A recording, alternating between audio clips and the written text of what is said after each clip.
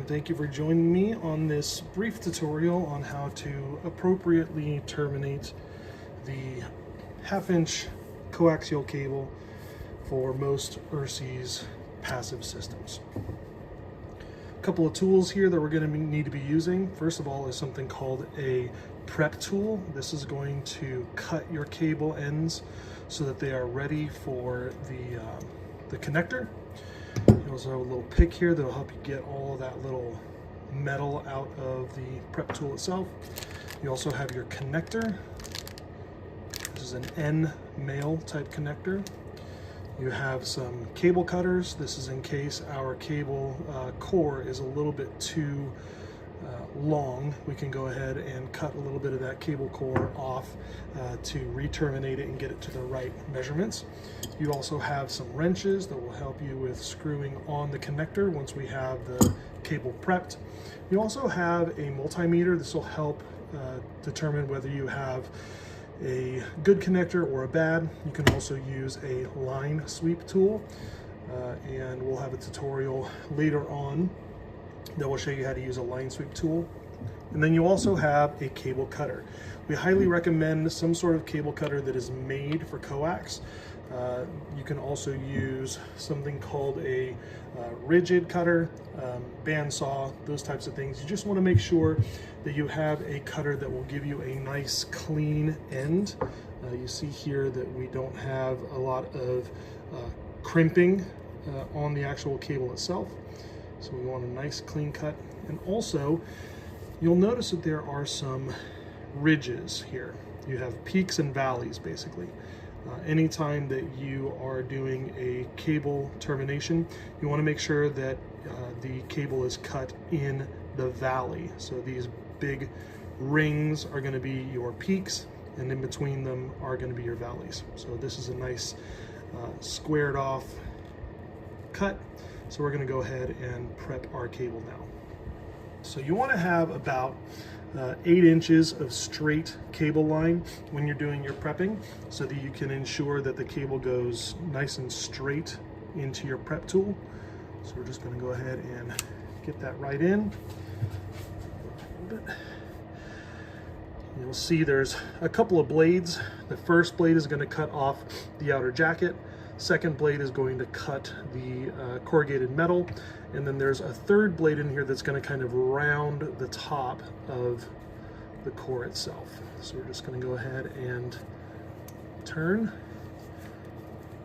Now it's really important that you wear some sort of protective eyewear as well as gloves, because these pieces of this aluminum or copper can be very, very sharp.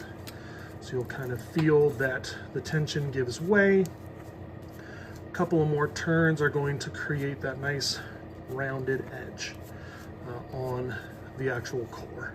Let's go ahead and take that out. You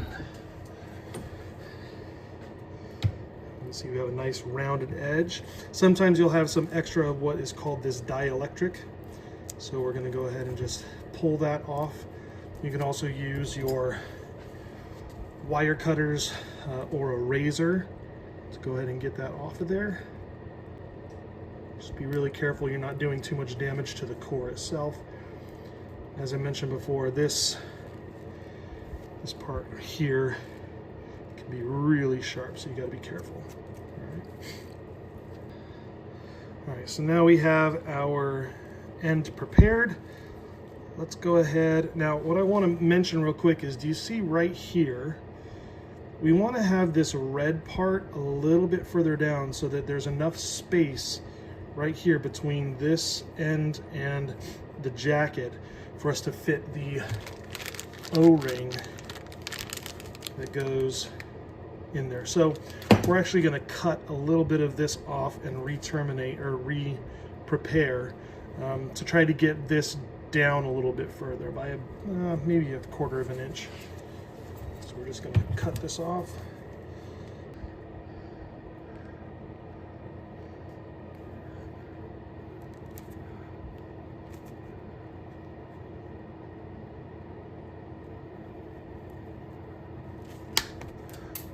Just cut that right off. Careful, that can poke somebody's eye out. So be careful about that. So let's re-prep this cable and see if we have an improvement.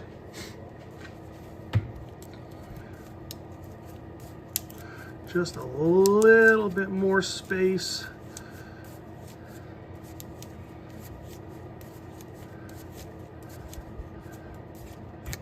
All right. Nice rounded edge on here. Now we do have a little bit more space for that O-ring to fit on. All right, so here is our connector. It actually comes in two parts, the base and the actual connector itself. These teeth are going to be important, so make sure that there's no bending on those coming out of the box. The type of connector is an N-type connector. So you can see there's a little pin on the inside of that. That is where the signal is going to travel from one connector to the next. All right. So we're going to take this O-ring, we're going to pull it over the end of our connector, and it's just going to sit right here, right above the jacket. All right. Then we're going to take our base, stick that down. You'll notice that the teeth are going to flare out a little bit, and that's okay. We want to pull that all the way down. Then we want these little teeth to sit right in the valley after the cut. All right. When we do that, we're just going to pull this up, make sure that the teeth are now covered by this base here. The next step is we're going to take that other connector, stick that on, and anytime you're dealing with N-type connectors, the threading is really skinny on all these connectors, so you really got to push down and turn and make sure you don't have any cross threading going on. All right, you'll start to see that O-ring make a connection with the top. Now, when you kind of hand tighten it, you got to give it a little bit more oomph to really seal this in so that it's weather tight. All right, so we're going to take our forceps.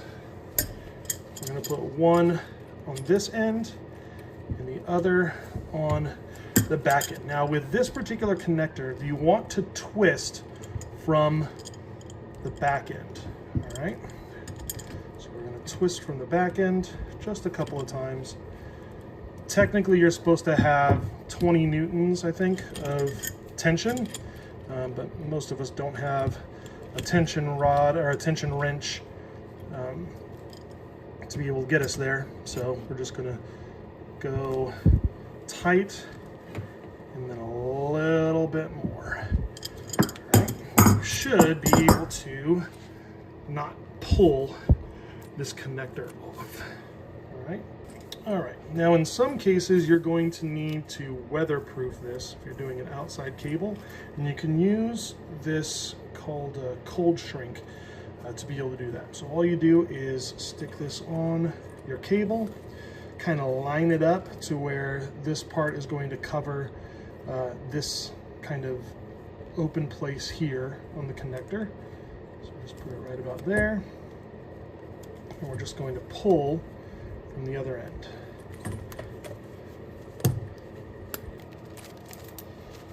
Kind of see that starting to pull.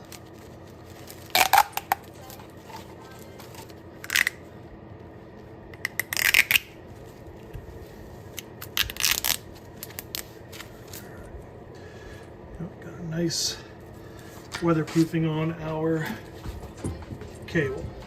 All right, so now your cable is done. It's nice and sealed and tight, but how do we know if there is a short or not in this connector? How do we know that it's done properly? Well, you can use a multimeter to be able to do that. So you're going to take your multimeter, you're going to put it on the ohms setting, you're going to turn on the short tester. We're going to test our probes. You know that it's working. And all we're going to do is we're going to check the outer jacket and the pin, or that little stinger in there. We want to make sure that there's no circuit that is being created. So we are testing the pin and the outer jacket. We're not hearing an indicator, so that means that there is no connection between the outer housing of the connector and this center pin. So that's a good sign. I hope you enjoyed this brief tutorial on how to terminate your coaxial cable with our N-type connectors. Stay tuned for line sweeps and some other tutorials that we have going on, and have a great day.